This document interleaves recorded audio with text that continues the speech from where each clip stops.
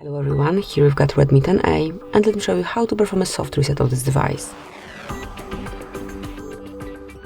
Basically, all you have to do is to tap on power button and smoothly hold it for a while. Keep holding.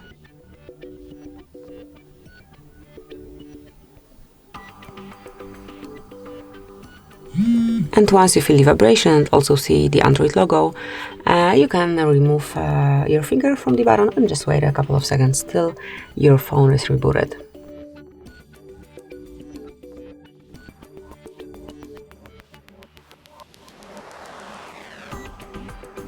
And that's it. Now you can smoothly unlock your device and use it in a normal way. So that would be all. This is it. Thank you for watching. Please subscribe our channel and leave the thumbs up.